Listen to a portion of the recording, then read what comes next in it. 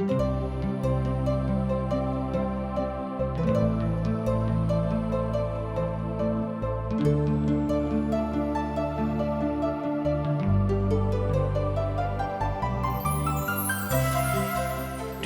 India द्वारा प्रस्तुत आशक इजोत में अहाँ के स्वागत अछि। यह कार्यक्रम हमरा के एकटा अवसर प्रदान करै छथि कि हम बाइबल सँ जुड़ल चीज के अध्ययन क सकी आ यह जानू कि हमरा जीवन के लेल परमेश्वर के इच्छा की अछि। ई उद्देश्य के संग हम यह कार्यक्रम अहाँ के लेल प्रस्तुत क रहल छी। कृपया क देखू आ सुनू ताकि परमेश्वर अहाँ के जीवन के मार्गदर्शक ठहरे। आशाक इजोत मैथिली कार्यक्रम में एक बेर और हम अहाँ के अभिनंदन प्रभु यीशु मसीह के मीठ आ पवित्र नाम में कह रहल छी। हमर भाई बहिन, जेना हमरा लोकनि जानैत छी कि हमरा लोकनि अखन राजा के पोथी के अध्ययन कर रहलहुँ, अर्थात पहिल राजा के पोथी तकर 17 और 18 अध्याय के किछ मुख्य भागक हमरा लोकनि आजुक दिन देखब आ तकरे ऊपर विचार विमर्श करब। एहि अध्याय में अर्थात 17 अध्याय में एलिया सँ अचानक परिचय करावल जाइत अछि। ओ अहाबक दरबार में आबि कऽ एकटा बड़ भयंकर घोषणा करैत छथिन। एहि बातक एहिठाम बतायल गेल अछि। आ तिसबी एलिया जे गिलाहक परदेशी में सँ छलाह, ओ अहाब सँ कहलनि, इस्राएलक प्रभु परमेश्वर जिनका सन्मुख में हम उपस्थित रहैत छी, हुनक जिंदगी के शपथ एहि बरख में हमरा बिनु कहब नहि तऽ मे बरखत आ नहि शीत सेहो पड़तीक। एहिठाम आबि कऽ एहि तरहक एकटा घोषणा एलिया कऽ रहल छथि जकरा विषय में अहाब कहियो सपनो में नहि सोचने छलखिन। मुदा ओ आबि कऽ परमेश्वरक शक्ति पाबि कऽ एहि तरह अहाबक सन्मुख में ओ आबि कऽ घोषणा कऽ रहल छथि कि एहि बरख तऽ एको बेर बरखा नहि होइत, अहाँ सब बरखा के बुन्नो के लेल तरस जायब, मुदा एतबे नहि शीत तहत सेहो नहि पड़त। एलिया अहाबक राज दरबार में आबि कऽ एहि बातक घोषणा करैत छथिन जे अकाल पड़ि जेतैक वा अकाल एतेक भयंकर भऽ जेतैक तकरो विषय में एहिठाम बतायल गेल अछि। हमर श्रोता मित्र, हमर भाई बहिन, काल्हि अहाँके जिंदगी में की हुआ बला अछि, मुदा काल्हि मनुष्य जाति के कोन तरहक परेशानी के सामना करबाक अछि, एहि सबटा बातक विषय में प्रभु परमेश्वर बहुत पहिनहिए सँ जानैत छथिन कि अहाँके जिंदगी में वा मनुष्य जाति के जिंदगी में कोन तरहक परेशानी अबै बला अछि। हमर श्रोता मित्र, एहि बातक के घोषणा जे प्रभु के लोग छथि ओ कऽ दैत छथिन, किएक तऽ एहि बातक ज्ञान प्रभु सँ हुनका मिल जाइत छनि। एहिठाम एलिया के जे अचानक प्रवेश एहिमे भऽ रहल अछि, अर्थात एहि अध्याय में एहिठाम हमरा लोकनि देखैत छी एलिया एही तरहक घोषणा आबि कऽ अहाबक राज दरबार में कऽ रहल छथि। मुदा हुनका राजा सँ सेहो भय नहि लागलनि। ओ खूब खुशी के साथ बा हिम्मतक साथ एहि बातक घोषणा कऽ रहल छथि। खुशी एहि द्वारा हम बाजि रहल छी कि प्रभुक आज्ञा जे हुनका भेटलनि तकर ओ पालन कऽ रहल छथि। एहि बातक खुशी हुनका हृदय में रहनि, मुदा एहि बातक डर सेहो हुनका हृदय में नहि रहनि कि हम अखन राजा के सन्मुख में ठाढ़ छी आ हमरा कोनो तरहक दंड सेहो मिल सकैत अछि। ओ एहि बातक कहक तऽ इच्छा तऽ राखैत रहथि, मुदा हुनका किछु कहऽ पड़ैत छनि। ई कथा कहाँ देख रहल छी, अर्थात परमेश्वर एलिया के बहुत किछु सिखेबाक इच्छा सँ एहिठाम बाहर कऽ लेने छथिन। एतऽ सँ चलि कऽ ओ पूर्व दिशक मुख कऽ कऽ करीत नामक नाला में जे यरदनक सन्मुख में अछि, ओहिठाम जाकऽ लुका जाऊँ। एहि बातक आज्ञा हुनका भेटलनि। एहि बातक अहाँ 3 पद में देख सकैत छी। जँ अहाँक लग पवित्र पोथी बाइबिल अछि तऽ अहाँ एहि बातक ओतऽ पढ़ि कऽ देखियौ। परमेश्वर एलिया के दिस सँ बहुत बेर एहि तरहक घोषणा करैत छथि, अर्थात एहिठाम परमेश्वर एलिया के खूब मजबूत मनुष्य बनेबाक विचार सँ ओहिठाम सँ लऽ जा रहल छथि। तहन ओ कहलनि कि हाँ एहिठाम सँ चलि जाऊँ। तैँ ओ उजाड़िस्तान में आबि कऽ एकटा छोटका नाला के लग आबि गेलाह। एहिठाम जे नालाक अर्थ अछि से नाला जे हमरा लोकनि बुझैत छी से नहि, एहिठाम ई नालाक अर्थ होइत अछि डाँड़, जकरा हमरा लोकनि गाम पर डाँड़ कहैत छी, अर्थात छोट एकटा नदीक जकाँ जाहिमे पानि बहैत रहैत अछि। ओहि नालाक पानि अहाँ पियल करब आर हम कौआके आज्ञा देलहुँ हैं जे ओ अहाँके एहिठाम सिखाबैत रहेगी। एहिठाम परमेश्वरक ओहि वचनक दिस हमरा लोकनि देखैत छी कि परमेश्वर अपन लोकक भोजनक इंतजाम बहुत पहिनहिएसँ कऽ देने छथि। जेनाकि हमरा लोकनि जानै छी कि जहन मायके गर्भमे धियापुता आबैत अछि तऽ परमेश्वर मायके पहिनहिएसँ एहि बातक लेल तैयार कऽ दैत छथिन कि धियापुताक जन्म भेलाके बाद हुनका भोजन कतयसँ भेटतनि। हमर इशारा कहाँ बुझि रहल छी, किएक तऽ पिता परमेश्वर सर्वज्ञानी छथि आ एहि बातक ज्ञान हुनका छनि। एहिठाम हमरा लोकनि देखैत छी कि ओहि नालाके पानि अहाँ पियब, परमेश्वर हुनका कहैत छथि, आर हम कौआके आज्ञा देलहुँ हैं ओ अहाँके एहिठाम खुआबैत रहत, तकरा लेल अहाँ चिंता नहि करब। प्रभुक कारणसँ एलियाके उजाड़ स्थान लऽ गेल रहनि। एक कारण छल जे स्वाभाविक और दोसर कारण छल ओ दोसर कारण रहै, अर्थात आत्मिक, जाहिसँ ओ दयावंत भऽ गेलाह।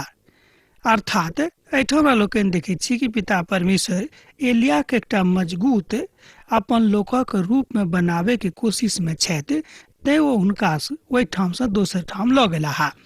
आजुक दिन पिता परमेश्वरक ओहि वचनक दिस हमरा लोकनि मनन कऽ रहल छी। आब हमरा लोकनि देखैत छी कि एलिया एहिठाम सरापतमे छथि। आब किछु दिनक बाद बरखा नहि भेलाक कारण ओहि देशक नाला सूखि गेलैक। एहि बातक दिस अहाँ एक बेर आर ध्यान दियौ। एहि पदक हम एक बेर आर अहाँके लेल पढ़ि रहल छी। आ किछु दिनक बाद बरखा नहि भेलैक कारण ओहि देशक नाला सूखि गेलैक। एहिठाम ई मनुष्य अपन जरूरतक लेल ओहिठाम जे किछु हुनका जरूरतक रहनि, अर्थात पानि जे मनुष्य जातिक बड्ड जरूरतक चीज अछि, सेहो ओहिठाम नहि रहलैक, अर्थात ओ डाँड़ सूखि गेलैक। आ तकरा बाद ओ अपन स्थितिके बता रहल छलाह। ओहि उजाड़ स्थानमे प्रभु हुनक रक्षा रखवाली करैत छथि आर अपन कथाके वा अपन आज्ञाके वा अपन मनसाके आ अपन इच्छाके हुनका जिंदगीमे पूर्ण करैत छथिन। एकर दोसर कारण इहो छलै कि एलिया स्वयं एहि बातक लेल तैयार छलाह। हमर भाई बहिन, जँ हमरा सब स्वयंके प्रभुके लेल प्रयोग करबाक हेतु तैयार रहै छी, तहने प्रभु स्पष्ट रूपसँ हमरा सब गोटेके प्रयोग कऽ सकैत छथि। मुदा जँ हमरा सब तैयार नहि रहब तऽ ई बात कहियो संभव नहि थिक।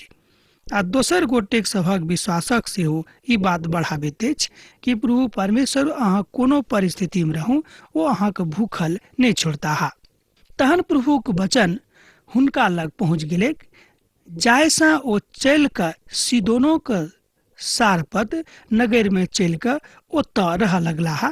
सुनू, हम एकटा विधवाके अहाँके खुएबाक आज्ञा देलहुँ हैं। तैँ ओ ओतयसँ चलि देलखिन और सारपतक दिस गेलाह। नगरीक फाटकक पास पहुँच कऽ ओ की देखैत छथि जे एकटा विधवा लकड़ी बीनैत छलीह। हुनका बजा कऽ ओ कहलनि, कोनो बासनमे हमरा हेतु पानि पियबाक लेल आनू।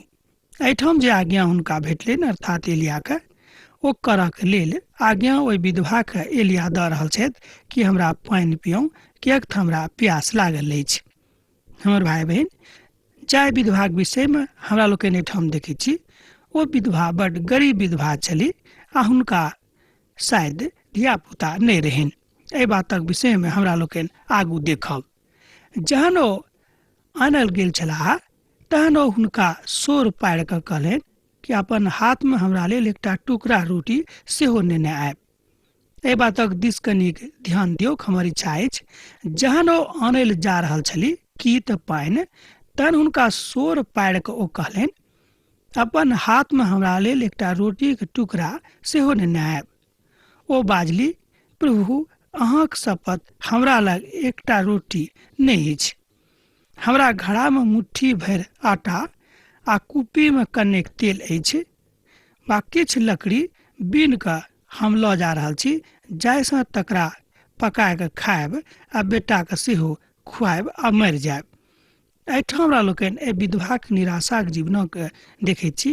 ओ कतेक निराश स्त्रीक रूपमे एहिठाम आबैत छथि। हमर भाई बहन, हमरो सभक जिंदगी में बहुत बेर एहि तरहक निराशा आबैत अछि, जेना हमरा लोकनि एहिठाम एहि विधवा स्त्री के देखैत छी। ओ कहै छथि कि हे प्रभु, हमरा लग किछु नहि अछि, मुदा एक मुट्ठी हमरा घड़ा में बचल अछि आटा आ कुप्पी में कनेक तेल, तकरे से हमरा लोकनि रोटी पका के खायब आ तकरा बाद मरि जायब। अर्थात हुनका अतेक निराशा जिंदगी में आबि गेल रहनि कि एहि के बाद वो और कत्तो रोटी नहीं कमा सकैत अछि। एहि तरहक व्यवस्था के एहिठाम हमरा लोकनि देखै छी। जहन विधवा अपन कहानी के सुनेली तहन ओ कहलनि, अहाँ नहीं मुअब। एहिके बादो एलिया हुनका आश्वासन दैत छथि, मुदा परमेश्वरक दास एलिया हुनका एहि बातक आश्वासन दऽ रहल छथि जे अहाँ नहीं मुअब, कियाक अहाँ एहि बातक लेल चिंता कऽ रहल छी। एलिया हुनका से कहलनि, अहाँ कहला अनुसार करब, अहाँ नहीं मुअब, मुदा पहिने हमरा लेल एकटा छोट रोटी बना कऽ लऽ आनब, कियाक तऽ इस्राएलक प्रभु अहाँ से एना कहै छथिन, जाबे धरि प्रभु मेघ नहीं बरखौता ताबे धरि घड़ा से आटा और कुप्पी में के तेल खत्म नहीं होइत। एहि तरहक बात एलिया हुनका बाजि देलखिन। अर्थात एना कहियो कि परमेश्वरक दिस से हुनका आशीर्वाद दऽ देलखिन। एहि पदक हम एक बेर और पढ़ै छी, कियाक ई पद पढ़लाक बाद हमरो मोन बड़ हर्षित होइए आ खूब विश्वास मजबूत भऽ जाइए सेहो। तैं हम चाहै छी कि अहूँ अपन विश्वासक मजबूत करूँ कि प्रभु परमेश्वर अहाँ कोनो परिस्थिति में रहूँ अहाँ को त्याग नहीं करता है। कियाक तऽ इस्राएलक प्रभु परमेश्वर अहाँ से एना कहै छथि, जाबे धरि प्रभु मेघ नहीं बरखौता ताबे धरि घड़ा में से आटा और कुप्पी में से तेल खत्म नहीं होते। एहि बातक आशीर्वाद ओ विधवा के दऽ देलनि के तऽ एलिया। एहिठाम हमरा लोकनि देखै छी कि प्रभु परमेश्वर अपन दासक प्रार्थना सुनऽ वाला छथि। तकरा बाद ओ दुनू मिलकर प्रार्थना कयलथि। विधवा के पुत अयलाक द्वारा उठि गेलीक। एहि बातक हमरा लोकनि देखैत छी। हमर भाई बहन, पिता परमेश्वर जहन अहाँक संगे छथि तऽ अहाँक जिंदगी में कोनो ने कोनो पैघ घटना भऽ सकैत छै। ई बात नहीं कि नहीं, मुदा ओहि पैघ घटना से अर्थात दुखद घटना से अहाँके कोनो हानि नहीं होइते। एहि बातक आश्वासन सेहो हमरा लोकनि एहिठाम देखैत छी। मुदा ई बातक सेहो देखैत छी कि जँ अहाँ प्रभु यीशु मसीह के अपन उद्धारकर्ता के रूप में ग्रहण कऽ चुकलहुँ हैं, तैयो एक बादो अहाँके जिंदगी में दुख तकलीफ आबि सकैत अछि। ई बात नहीं कि नहीं आयत। विधवा के पुत उठि गेलीक। तकरा बाद हमरा लोकनि एहिठाम देखै छी विधवा के पुत मरि गेलाह, मुदा एलिया की करैत छथि। हमरा लोकनि एहिठाम देखैत छी कि ओ विधवा के पुत मरि गेलै, मुदा एलिया हुनका लेल की करैत छथि तकरा विषय में हमरा लोकनि आगूके अध्ययन में देखैत छी। ओ हुनका से कहलनि, अपन बेटा हमरा दऽ दिअ।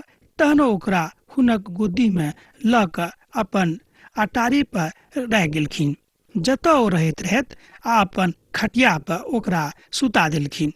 एहि बातक अहाँ 19 पद में देख सकैत छी, जँ अहाँक लग पवित्र पोथी बाइबिल अछि। एहि तरह हमरा लोकनि देखैत छी कि ओ अपन बेटा के जे अब नहि छलाह दुनिया में, मरि गेल छलाह, ओ उठा कऽ हुनक मृत देही के आनि कऽ हुनका खटिया पर सुता देलखिन, जतऽ ओ रहै छलखिन।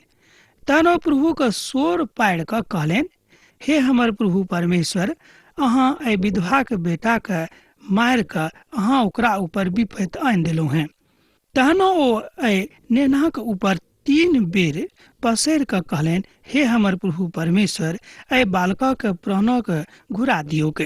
तहन एलिया के बातक प्रभु सुनि गेलाह, और नेना के प्राण ओकरा में पुनः घुरि के आबि गेलैक, और ओ जी उठलाह। एहि तरह हमरा लोकनि देखैत छी कि एकटा संत के जे ओ सेवा कैली, तकरा बाद पिता परमेश्वर के आशीष हुनका जिंदगी में आबि गेलनि। हमर भाई बहन, जँ अहाँके स्वभाव एहि तरहक अछि, जँ अहाँके जिंदगी पवित्र अछि, तहन अहाँके जिंदगी में पवित्रता के बाट वा पवित्रता के दिस अहाँ जा सकैत छी, आ पवित्रता अहाँके जिंदगी में आबि सकैत छै। एहि तरह परमेश्वरक वचन अहाँके जिंदगी में सेहो आबि सकैत अछि। तहन एलिया के बातक प्रभु सुनि गेलाह, और नेना के प्राण ओकरा में पुनः घुर के आबि गेलै और ओ जी उठलाह। एहि बातक अहाँ 19 पद आ 22 पद में देख सकैत छी, मुदा 22 पद के आखिरी प्रभाग में एहि बातक बड़ स्पष्टता के साथ बतायल गेल छै। एहिठाम लोकनि देखैत छी कि विधवा जे एलिया के सेवा केने छलीह, हुनका जिंदगी में अतेक नीक वा सुखद अवसर आबि गेलनि जे हुनक पुत जे मरि गेल छलाह, प्रभु हुनका जीवित कऽ देलनि। ई नहि कि एलिया हुनका जीवित कऽ देलनि, मुदा एलिया के प्रार्थना के कारणे पिता परमेश्वर हुनका जीवित कऽ देलनि। प्रभु एलिया के प्रार्थना के सुनि कऽ ओहि विधवा के घर में पुनः शांति के स्थापना कऽ दैत छथि। विधवा के घर में एना कहियो हुनका घरक चारू कात में शांति शांति आबि गेलै। प्रभु एहिठाम एलिया के भक्ति के आदर करैत छथिन। एहि तरह हमरा लोकनि देखैत छी कि जँ अहाँ परमेश्वरक आदर करब तब परमेश्वर अहाँके आदर करता है, एहिमे संदेह नहीं थिक। कियाक तऽ एलिया हुनक आदर कयलनि, तैं पिता परमेश्वर एलिया के आदर सेहो करलखिन। और हमर भक्ति के आदर जे करता है, तहन हम हुनक भक्ति के आदर करबेन। एहि बातक सेहो पवित्र पोथी बाइबिल में बड्ड स्पष्टता के साथ बतायल गेल छै।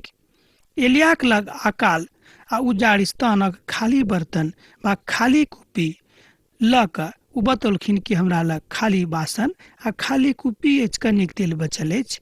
मुदा मुअल नेनाक बचावे वाला के छथि? पिता परमेश्वर। बात देखियो जे सेवा हुनका ओ करलखिन, तकर सेवाक हुनका कतेक पैघ फल हुनका जिंदगी में आबि गेलै।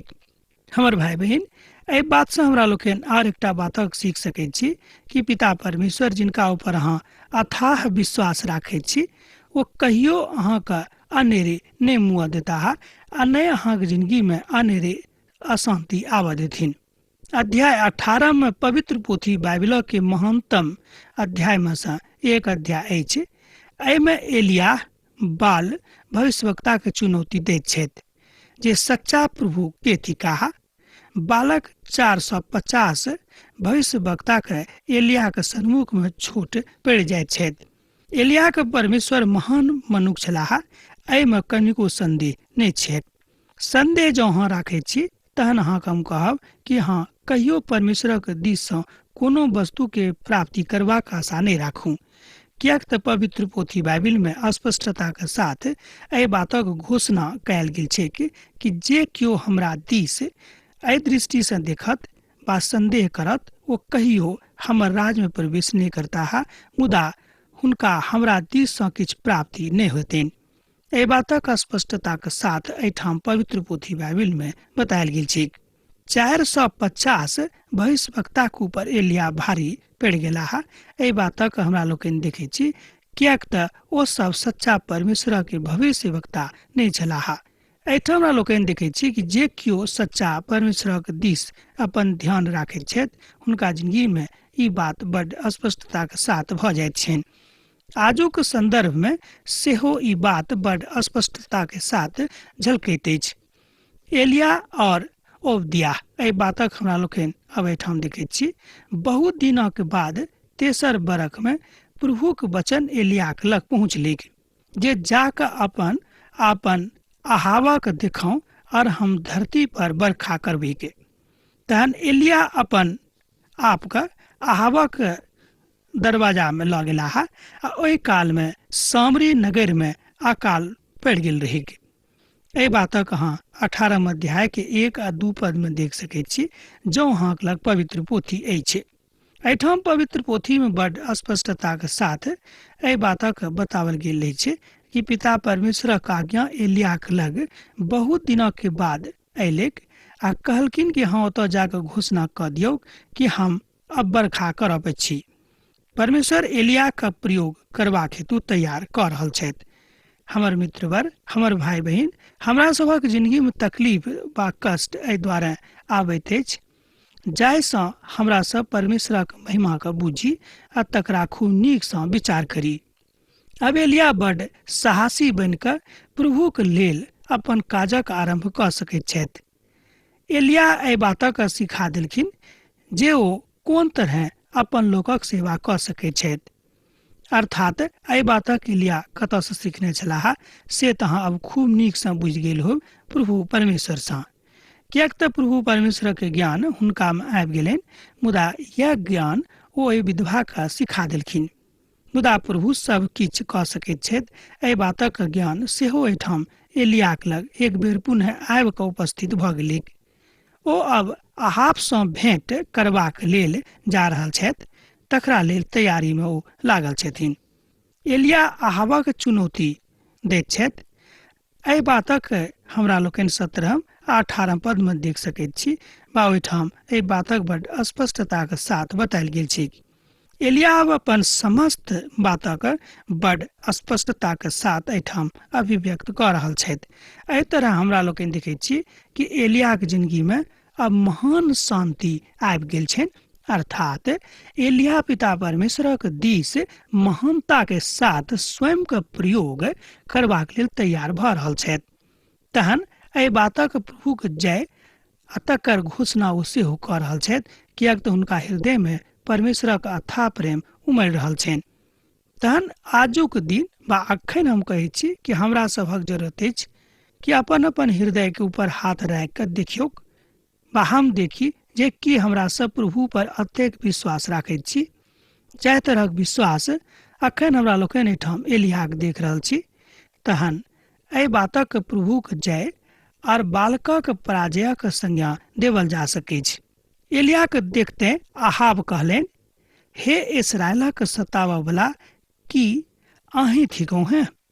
ओ कहलनि, हम इस्राएलक कष्ट नहि दिलहुँ हैं, मुदा अहीं और अहीं के पिता के घराना देने रहत। किएक तऽ अहाँ प्रभुक आज्ञाके टालि देलहुँ हैं आ बाल देवताके उपासना करऽ लागलहुँ हैं। एहिठाम हमरा लोकनि देखैत छी कि जहन एलिया हुनक दरबारमे उपस्थित भऽ रहल छथि बा भऽ गेल छलाह, तहन अहाब हुनकासँ कहैत छथिन कि हे इस्राएलके कष्ट दिअवला, की अहीं छी? ओ कहलनि कि नहि, हम तऽ इस्राएलके कष्ट नहि दिलहुँ हैं, मुदा ई अहाँ और अहींके घरानाके कारणे ई काज भेल अछि। किएक तऽ अहाँ सब सच्चा परमेश्वरक बिसरा कऽ झूठा परमेश्वरक संगे चलनाइ आरंभ कऽ देलहुँ हैं। एकर अर्थ एहिठाम ई भेलै कि हमरा लोकनि कहियो कहियो अपन ज्ञान आ बुद्धिके कारणे मन गढ़ंत परमेश्वरक बना दैत छी, जे नीक बात नहि अछि। हमर मित्रवर, हमर भाई बहिन, अहाँ अपन छोट ज्ञानसँ बा हम अपन छोट ज्ञानसँ एहि बातक विश्लेषण कऽ सकैत छी कि मनुष्य जाति कहियो परमेश्वरके नहि बना सकैत छथि। एहि तरह हमरा लोकनि देखैत छी कि एलियाक जीवनमे महान विश्वास आ प्रभुक प्रति महान आस्था उजागर भऽ कऽ आबि गेल छनि। यह बात आजुक दिन अहूँ हृदयमे आबैके जरूरत अछि। अब हमरा विदा दिअ, बाकी बात हमरा लोकनि दोसर दिन करब, किएक तऽ अहाँसँ विदा होइके काल भऽ रहल अछि। पाती लिखैत रहब, बिसरायब नहि। प्रभु यीशु मसीह वचन अहाँके हृदयमे बनल रहेक। आमीन। हमरा विश्वास अछि कि ई कार्यक्रम अहाँके लेल लाभदायक सिद्ध भेल अछि। हम चाहै छी कि अहाँ अपन आशीषके हमरा संग साझा करू। जँ अहाँके नजीक बाइबलसँ जीवनसँ संबंधित कोनो प्रकारके प्रश्न भऽ सकैत अछि तऽ अपन समस्याके लेल प्रार्थना करबाके लेल जँ चाहै छी तऽ हमरा फोन पर जरूर संपर्क कऽ सकैत छी। परमेश्वर अहाँ सबके एकटा सुखद आनंदित दिन प्रदान करैक।